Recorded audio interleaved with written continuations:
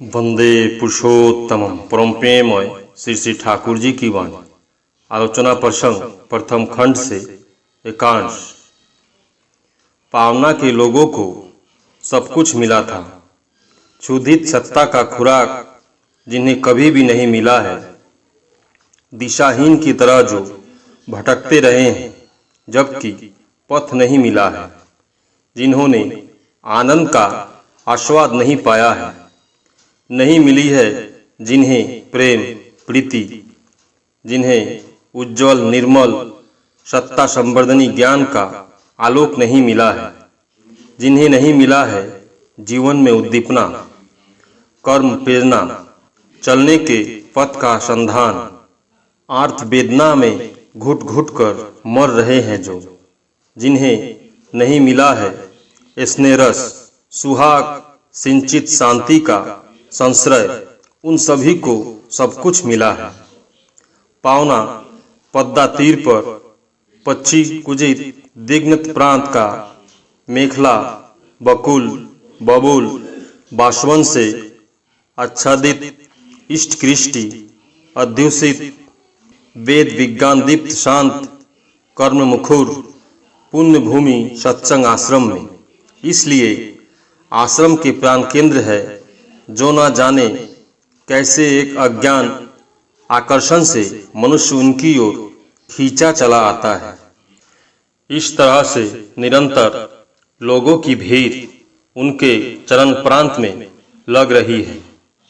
वे भी मनुष्य के कंगाल हैं, क्षुधित गोद के शिशु को स्तन से दूध पिलाकर माँ जिस प्रकार की परितृप्त व प्रसन्न हो जाती है, व्यथातुर मनुष्य को निपीड़ित प्राण सत्ता को स्नेहपूर्ण आलिंगन कर वे भी उसी प्रकार खुश व सुखी हो जाते हैं। इसके बिना उनका दिल मानो सूना सूना लगता है। यही है हमारे ठाकुर। मनुष्य उनके निकट नहीं जाएगा तो किसके पास जाएगा।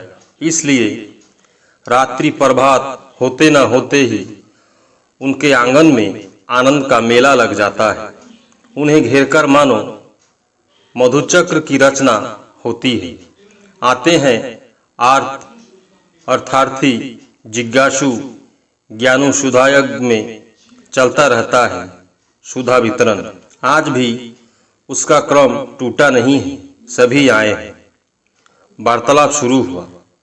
बालक और बालिकाओं की यौन विज्ञान के विषय में किस प्रकार शिक्षा दी जाए, इस संबंध में चर्चा चली। श्री श्री ठाकुर यौन विज्ञान और प्रजनन विज्ञान के विषय में अच्छी पुस्तकें लिखनी चाहिए। यदि सिखाना है तो खूब सुरुचि संगत पद से सिखाना चाहिए। व्यर्थ की गोपनता अच्छी नहीं होती है। सहज और पवित्र भाव से जीवन के क्षेत्र में इसके गुरुत्व को उद्घाटित कर स्पष्ट रूप से समझा देना चाहिए। उन लोगों के अंदर ऐसे मनोभाव को परिपक्व कर देना चाहिए जिससे विकृति और अस्वाभाविकता के प्रति वितृष्णा पैदा हो जाए, उस पथ पर जिससे कोई आगे नहीं बढ़े। उन्हें इस प्रकार शिक्षा देनी चाहिए जिससे स्वाभाविक अनुबोध के विषय में कुछ करने पर अपने आप को अपराधी समझते हुए दुर्बल अवसन्न और दिशिहारा न हो पाए, बल्कि उस संवेग को अच्छी तरह से परिचालित कर जीवन को उब्द दर्दन मुखर कर सके। स्वास्थ्य और सदाचार के लिए किस समय क्या करना चाहिए, इस विषय में भी बालक और बालिकाओं को जानकारी रहनी चाहिए और ऐसा अभ्यास कराना चाहिए। परिवार परिवेश विद्यालय सर्वत्र शारीरिक मानसिक और आध्यात्मिक सदाचार की परिपोषणी आबोहवा पैदा करनी चाहिए। प्यारीदा भागवत के एक श्लोक की व्याख्या कराने के लिए आए तो उसे लेकर आपस में खूब चर्चा चली। सबों के तर्क वितर्क के बाद श्री श्री ठाकुर ने उस प्रसंग में कहा, वे मेरे लिए सब कुछ करेंगे, वैसा भाव भक्ति का बाधक होता है। मेरे लिए प्रभु को जिससे कष्ट न हो, बल्कि मैं उनके कष्ट को लाघव करूंगा, उनके बोझों को वहन करूंगा, उनको शांति दूंगा, उनका दायित्व अपने सर पर लूंगा, उनकी इच्छा की पूर्ति करूंगा। भक्त के दिल के भाव ऐसे ही होते हैं। आग्रह उन्मादना के माध्यम से उसकी शक्ति बढ़ती है। वह असंभव को संभव करके हर क्षण गुरु की दया का अनुभव करता है और सहस्त्र मुख से उनका गुणगान करता है। ऐसा न करके जो गुरु से हर समय याचना करते हैं, स्वार्थपरता की पूर्ति के लिए ही उनके निकट घूमते हैं, उनकी शक्ति खत्म हो जाती है। वे शांति नहीं पाते हैं और न उनके अभाव ही मिटते हैं। हनुमान ने रामचंद्र के स्वस्ति के लिए क्या नहीं किया, वैसे करने में उन्हें आत्म प्रसाद हुआ, कोई कष्ट महसूस नहीं हुआ। इस प्रकार वे बड़े थे, किंतु उनका इतर अहंकार नहीं था। रामचंद्र पर ही उनका एकमात्र गर्व था, उनको लेकर ही उनका हृदय भरपूर था। मांगने और पाने की कोई बला नहीं थी, उनकी परिपूर्ति करना ही उनकी एकमात्र इच्छा थी। इसलिए शांति, संतोष और शक्ति ने उनको किसी दिन नहीं छोड़ा। नयनाभिराम रामचंद्र की थोड़ी मधुर मुस्कान, थोड़ी सी स्नेह दृष्टि उनके दिल में कितना आनंद प्रदान करती थी, यह वे ही जानते हैं। कहने का सार यह है कि परिपूर्ण संवेग लेकर उनके प्रति हमारा कर्तव्य जितना तीक्ष्ण होता है, हम उनका प्रेम उतना ही अनुभव कर सकते हैं। अन्यथा हमारे लिए उनका लाख प्रेम रहे, चाहे हमारे लिए वे लाख करे, न उसे हम बोध कर सकते हैं और न उपभोग ही। यदि हम करते भी हैं एवं वह मेरा कर्म यदि मेरी करामात के लिए होता है, उनके प्रेम के लिए नहीं हो, तो उन्हें उपभोग नहीं किया जा सकता। प्रफुल्ल, व्याकुलता क्या चीज है? श्री श्री ठाकुर, व्याकुलता संवेग को कहते हैं।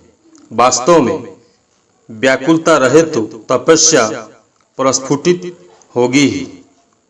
बिना किए से व्याकुलता एवं रोने से उन्हें पाया नहीं जा सकता है।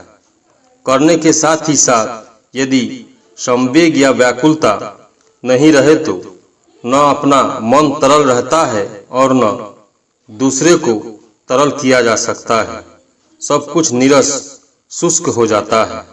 व्याकुलता मानो संचरनी शक्ति है, इसलिए बृहत् सृष्टि को संभव कर देती है। बहुधा विधि पूर्वक करने से धीरे धीरे व्याकुलता प्रस्फुटित होती है। शरतदा, यदि कोई हर बात में यह कहता है वे करा रहे हैं, उस समय क्या करना चाहिए? श्री श्री ठाकुर, यह सब फाकीबाजी है।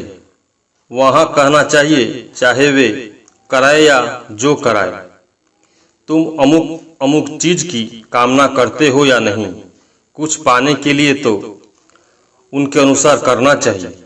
यदि यह कहते हो कि वे कर रहे हैं, तब तो वे तुम्हारे रूप में है। तुम तथा वे जो करेंगे उसका फल तुम दोनों पर पड़ेगा।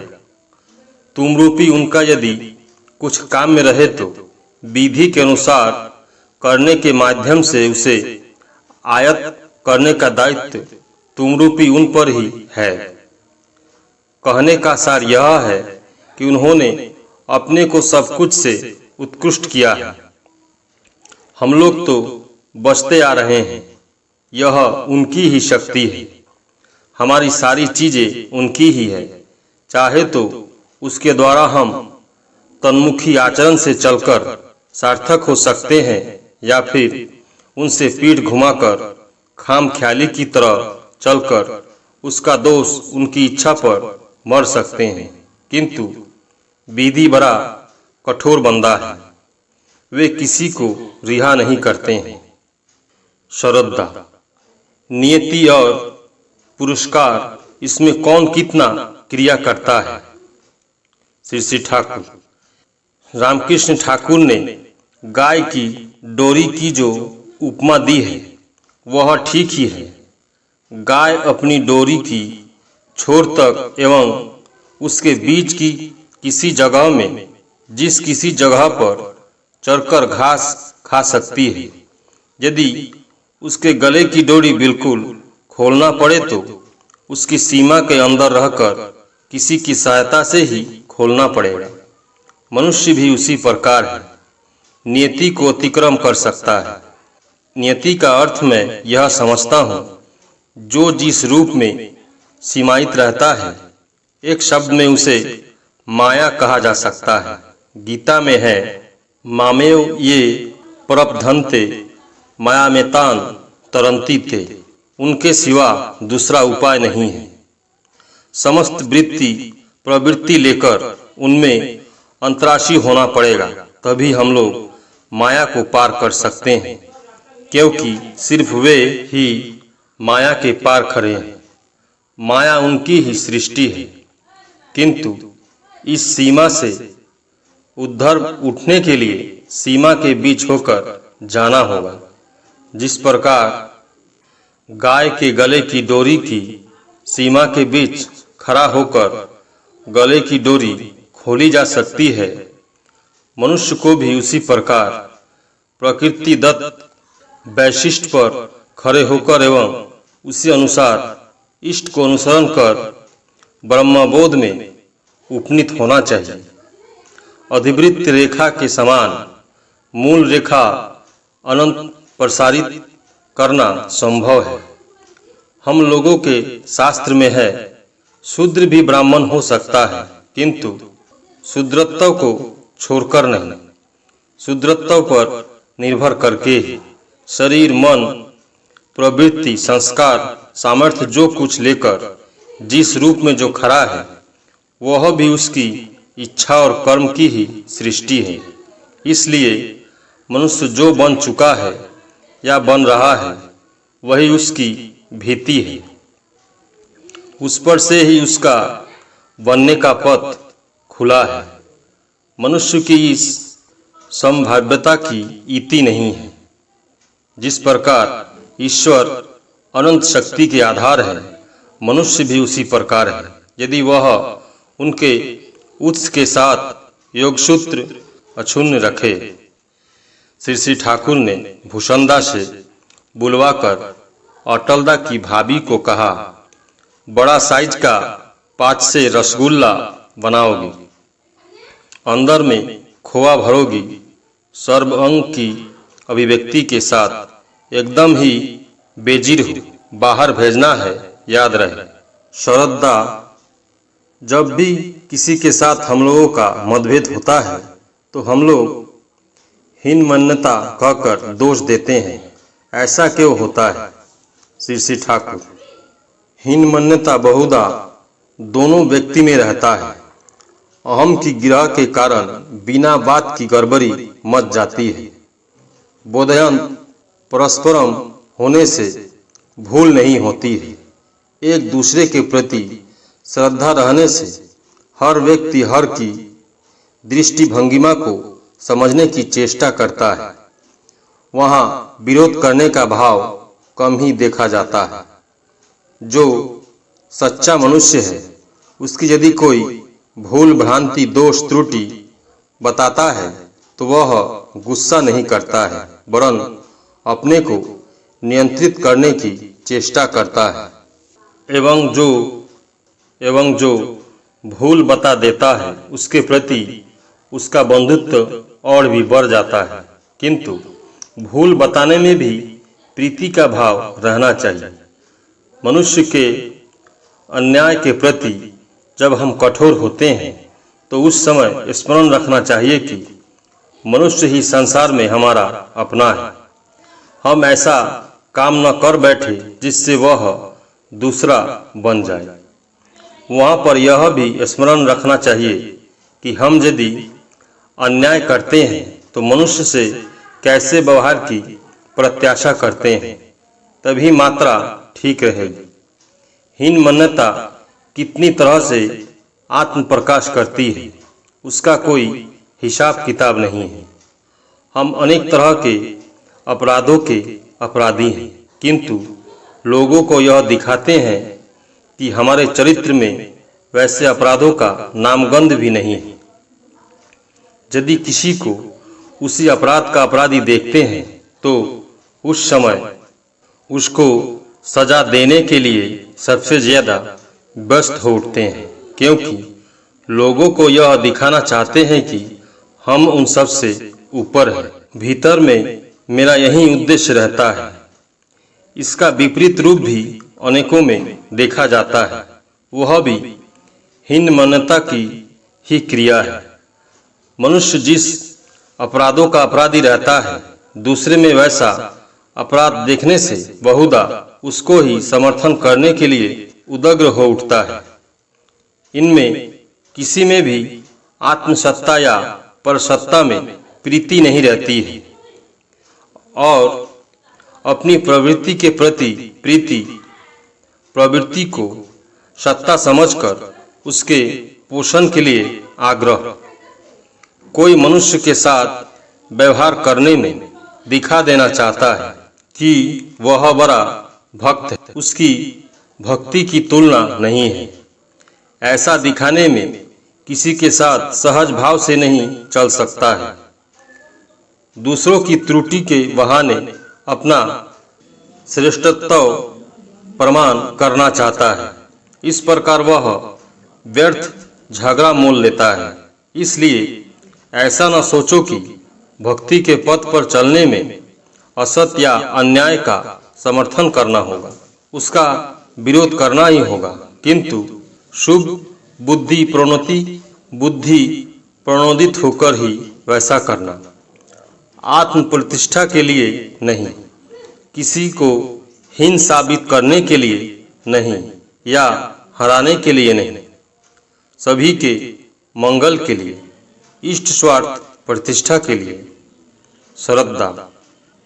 कृतघ्नता को सबसे बड़ा पाप क्यों समझा जाता है? श्री श्री ठाकुर। वास्तव में उससे बढ़कर कोई बड़ा पाप नहीं है। काम प्रवृत्ति जिस प्रकार आदिरस है, उसी प्रकार कृतघ्नता और नरक भी आदि वस्तु है। उन्हीं से सब पापों की सृष्टि है। पाप का अर्थ है जो हमें सत्ता के पालन से पतित करता है, और कृतघ्नता का प्रधान कृतित्व है अपने मामूली स्वार्थ के लिए उपकारी के उपाय को लोगों के सामने अस्वीकार करना, आवश्यकता पड़ने पर प्रत्यक्ष रूप से उसका उपकार करना, यानी उपकारी की आपत्ति विपत्ति में खड़ा होने के बदले उसे छोड़ देना। उसके विरोधी या शत्रु जो है, उसके साथ मिलकर उसका सर्वनाश साधन करना। सत्ता पालक और सत्ता पोषक जो है, यदि हम उसका इस तरह विसर्जन कर दे तो हम लोगों की सत्ता की रक्षा कैसे होगी? इसलिए इससे बड़ा पाप और क्या हो सकता है? हम लोगों के समस्त पाप और विभ्रांत आचरण के मूल में है उच्च विमुखता। श्रेय विधायक, माता पिता, गुरुजन और गुरु से जितना हम विमुख रहते हैं, उतना ही आचरण द्वारा उनको अस्वीकार करते हैं। उनकी नीति उल्लंघन करने में हमारा विवेक हमें नहीं रोकता है। यह भी एक तरह की अकृतज्ञता है, एवं इससे ही अनेक दोष तथा दुर्बलताएं हम लोगों के चरित्र में डेरा डालने का सुयोग पाती है। उस समय आत्मविश्लेषण और आत्मसंशोधन की बुद्धि नहीं रहती है, पर गुरुजन या गुरु के प्रति वास्तविक कृतज्ञता बोध यदि रहे तो उस समय हम लोगों के हर कार्य के बीच उन्हें नंदित करने का आग्रह प्रबल हो उठता है। उसके फलस्वरूप भूल भ्रांति स्वतः सुधर जाती है। किंतु गुरुजन या उपकारी में से कोई यदि इष्ट विरोधी हो तो वहाँ उनका विरोधी होना अन्याय नहीं होगा। रामचंद्र के लिए विभीषण ने जिस प्रकार रावण को छोड़ा था, वैसा यदि वह नहीं करता तो अन्याय करता। कृतघ्नता बड़ा कठिन रोग है। बहुत लोग वंशगति से भी यह अवगुण पाते हैं। इच्छा करके इस तरह करते हैं, ऐसा बिना किए वे रह ही नहीं सकते हैं। सारांश यह है कि प्रतिलोम संतान होने से वह कृतघ्न होगी ही। वह किसी तरह भी उस आदत को छोड़ नहीं पाते हैं। कुछ ऐसे भी हैं जो पारिपार्श्विक के फेरा में पड़कर अकृतज्ञता अर्जन करते हैं। उपयुक्त संसर्ग पाने पर वे यदि चाहे तो सुधर सकते हैं। श्रद्धा, वंशगति और पारिपार्श्विक में कौन प्रधान है? श्री ठाकुर। मनुष्य वंशगति से ही सहजात संस्कार पाता है। पारिपार्श्विक उसको पोषण करता है। बच्चा पैदा करने में जिस प्रकार माता पिता दोनों की आवश्यकता होती है, उसी प्रकार मनुष्य के जीवन में भी वंशगति पारिपार्श्विक दोनों वस्तुएं लगते हैं।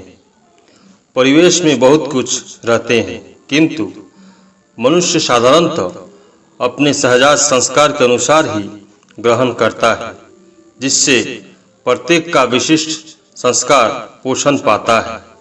ऐसा परिवेशिक विन्यास जितना हो उतना ही अच्छा है। वृत्ति के गोरख धंधे में पड़कर मनुष्य कैसा असहाय हो जाता है, उस विषय में श्री ठाकुर ने कहा, मुझे प्रतीत होता है मनुष्य एक एक प्रवृत्ति की दिशा में पड़कर अभिभूत हो जाता है।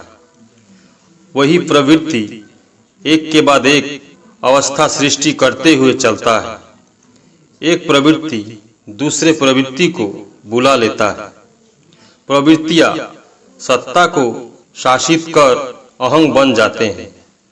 व्यक्तित्व कहकर उसका कुछ नहीं रहता है। सत्ता ही प्रवृत्ति के वश में चली जाती है। उस समय मनुष्य स्रोत के बीच शरीर छोड़ देता है। उस दशा के भोगकाल शेष होने के पहले उसे हजार भी कहा जाए तो वह कुछ सुनता नहीं, क्योंकि उस अभिभूत को जोर से पकड़कर उसमें भी व्याप्त होकर रहने में उसे अच्छा लगता है। बाद में मामूली बात से ही उसका मोहभंग हो जाता है, चैतन्य खुल जाता है। स्वस्ति का विषय यह है कि बचने की इच्छा मनुष्य का चिरंतन है। उसकी सत्ता को स्पर्श कर पाने पर एवं बचने की इच्छा को उत्तेजित करने से उसकी प्रतिक्रिया होगी। धर्मदान का कौशल यही है। बचने और प्रकृति उपभोग का कौशल दिखा देना ही वास्तविक धर्मदान है। विवर्तन के प्रति एक उदग्र आग्रह पैदा कर देना चाहिए। साथ साथ सर्वमंगल मूर्ति इष्ट का चित्र ऐसे सुंदर ढंग से सामने खींच देना चाहिए ताकि समग्र सत्ता का संवेग लेकर वह उनमें आनत होने के लिए उद्दाम हो उठे। याजन का यही कौशल है। किंतु मेरे जीवन में इष्ट के लिए यदि इष्ट न हो, उनके स्वार्थ के लिए यदि उनका अनुसरण करे तो निर्मल अकपट अभूत आवेग मनुष्य में संचारित नहीं कर सकेंगे। स्वल्पंपस्य धर्मस्य त्रायते महति भ्यातः। वह धर्म अनुराग का धर्म है। अनुराग का छींटा जिसके जीवन पर पड़ा है, उसको और भय भावना नहीं है। अनुरागेर बाती जार नयन कोने जले छे, सर्वस्व त्यागिया से गुरु के सार कर छे। अर्थात अनुराग की बत्ती जिसके नयन कोने में जलती है, वह अपना सब कुछ त्याग कर गुरु को सर्वस्व समझता है। श्री ठाकुर ललित भंगिमा से भाव में विभोर हो बातें कर रहे हैं। उनके मुखमंडल एवं सारे अंगों में श्रद्धा भक्ति का दिव्य प्रवाह तरंगायित हो रहा है। जो वहाँ पर उपस्थित है उनका हृदय विगलित द्रवीभूत निर्मल भावभूमि में आरूढ़ है। श्रद्धा दूसरे की जीवन वृद्धि को अक्षुण्ण रखकर जीवन के पथ पर चलना ही तो धर्म है। किंतु क्या हर समय यह संभव है? श्री कृष्ण को भी तो कितने लोगों को मारना पड़ा था। श्री ठाकुर इतना खींचतान लोक संग्रह आंदोलन क्यों है? दूसरे को बचाते हुए स्वयं बचना ही तो हमारा उद्देश्य है। श्री कृष्ण ने हर समय ही युद्ध विग्रह को टालने की चेष्टा की है, किंतु उनके परिवेश ने उन्हें मौका नहीं दिया है। मृत्यु को खत्म कराने के लिए ही श्री कृष्ण का युद्ध था। जिस प्रकार जीवन को बचाने के लिए शरीर को नुकसान पहुंचाने वाला स्थान को काट कर फेंक देते हैं, उसी प्रकार समग्र समाज को बचाने के लिए उन्होंने मृत्यु और मारण के मूर्त प्रतीक स्वरूप को निःशेष कर दिया। प्रफुल्ल श्री कृष्ण महापुरुष होते हुए भी समग्र परिवेश को अपने कब्जे में नहीं ला सके। उन्हें बहुत लोगों को मारने के लिए मजबूर होना पड़ा। यह कैसी बात है? श्री ठाकुर उन्हें इस स्तर में कार्य करने के लिए मनुष्य का शरीर लेकर जिस प्रकार करना चाहिए उस प्रकार करना होगा। समय और सीमा में आकर उसके अनुसार ही चलना होगा। उनकी इच्छा अमोघ होती है। अपना प्रयोजन वे सिद्ध करेंगे ही, किसी में असफल नहीं होते हैं। बाहर से जो असफलता प्रतीत होती है उसे भी इस प्रकार कार्य में लगा देते हैं कि वह भी उनके मूल जीवनोद्देश्य को और भी अग्रगति के पथ पर आगे बढ़ा देती है। वे ऐसे कर्मठ होते हैं कि जब तक अपना उद्देश्य सिद्ध नहीं करते हैं तब तक वे चैन नहीं लेते। किंतु उनकी इच्छा और प्रयोजन एवं विधि में गहरी एकतांता रहती है। उनके परम मधुर अमृत वचन को सुनकर कोई अघाता नहीं, बल्कि जितना सुनता है उतना ही और सुनने की इच्छा होती है। जो वहाँ उपस्थित है वे बैठे ही हैं, कोई उठते नहीं। प्रत्युत सूर्योदय के पहले और बाद और भी जितने व्यक्ति आए वे तासु के अंदर और बाहर घेर कर बैठे हैं। पहले की ही तरह प्रश्नोत्तर चलने लगा। श्रद्धा क्षर अक्षर इन दो भावों को अतिक्रम कर पुरुषोत्तम रहते हैं। इनका अर्थ क्या है? श्री ठाकुर वही आदि कारण एवं अर्थात अपने अंदर में अनुस्यूत वृत्ति में अभिध्यान और तपस्या द्वारा ही सब कुछ हुए हैं और उसके इस मूल में उनकी वैसी इच्छा है। उनकी इच्छा ही वैदिकरण के पथ पर प्रभावित होकर सृष्टि में उद्भिन्न हो उठती है। इसलिए दुनिया में जो कुछ होता है इच्छा और वैदिकरण के पथ पर ही होता है। पुरुषोत्तम ही इस नियम के बाहर नहीं है। वस्तुतः हर व्यक्ति ही सच्चिदानंद घन विग्रह है। श्री कृष्ण ने गीता में कहा है, बहुनी में व्यतीतानि जन्मानि त्व चार्जुन तान्यहं वेद व्यार्नि न तवं वेत्थ परंतप। फर्क यही है कि वे सब कुछ जानते हैं। विश्वात्मा का उनमें पूर्ण चेतना रहता है। उसी आलोक में वे चलते हैं। उत्स के भाव वे सक्रिय भाव से चित योगयुक्त रहते हैं। उनके निकट सबका अर्थ है। हम लोगों में वैसा नहीं है। अन्यथा सारे मानवीय परिमिति तो सामने है ही। वे शौच पेशाब नहीं करेंगे, न खाएंगे और न माँ बाप स्त्री पुत्र को प्यार करेंगे। ऐसी कोई बात नहीं है। वे सहज साधारण मनुष्य होते हैं। यदि वे पूर्ण रूपेण मनुष्य नहीं होते तो मनुष्य उनका अनुसरण नहीं कर पाता। यदि करता भी तो लाभवान नहीं होता।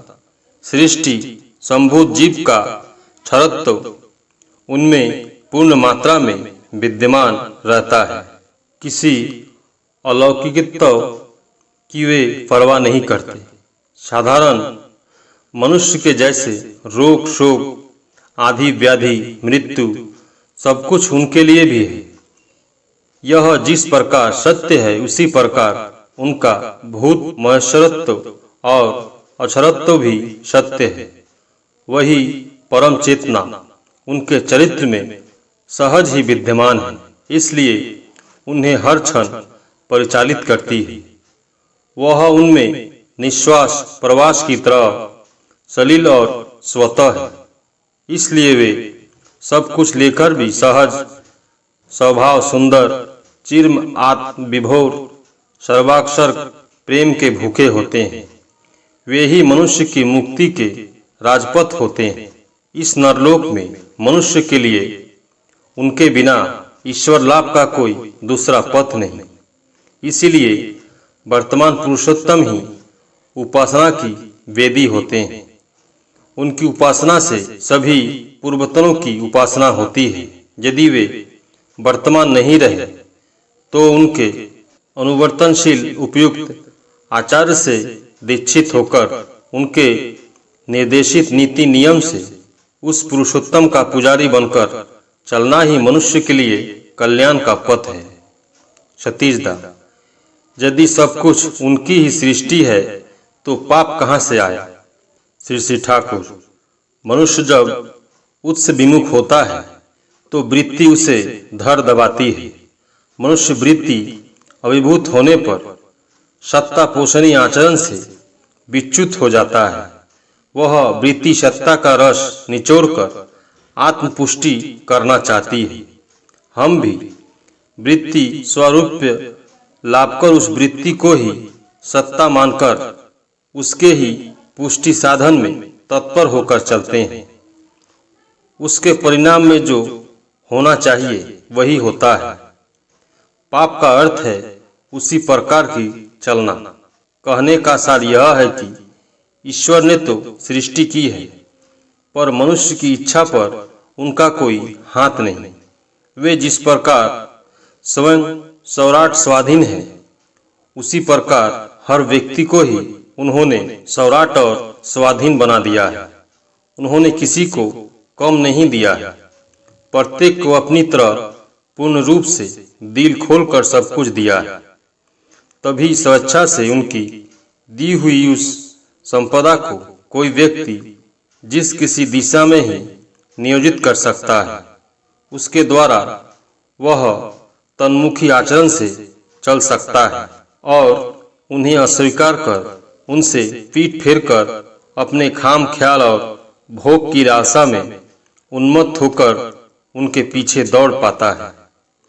दुनिया की ओर यदि हम दृष्टि डालें तो इस बात को स्पष्ट रूप से समझ सकेंगे। पिता से पैदा लेकर पिता की बात में नहीं रहने की स्वाधीनता लड़के में है।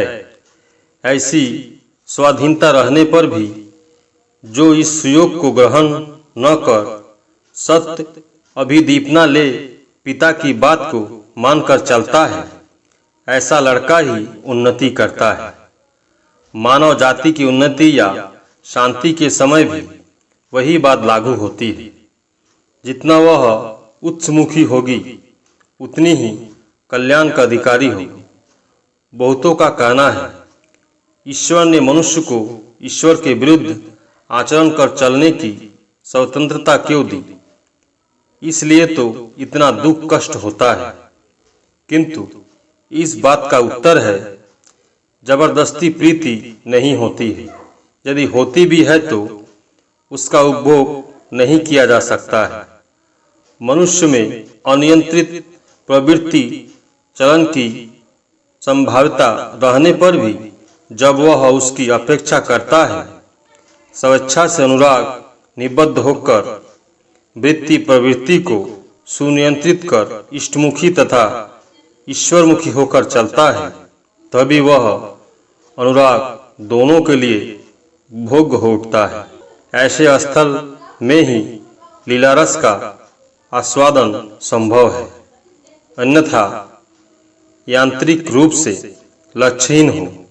बोधारा आवर्तन में मनुष्य को यदि तथाकथित अच्छे पथ पर चलना पड़ता तो अच्छा नहीं होता, क्योंकि केंद्रानुराग से भले बुरे के द्वंद्व संघात के बीच आत्मनियंत्रण के द्वारा मनुष्य के बोध का जो विकास होता है, विन्यास क्षमता जैसी बढ़ती है, वह बढ़ नहीं सकती थी। मनुष्य का विवर्तन भी नहीं होता, उपभोग का प्रश्न भी नहीं उठता। इसके बावजूद वैसा होने से चारित्रिक दृढ़ता, इच्छा शक्ति और व्यक्तित्व का अभ्युत्थान भी संभव नहीं होता।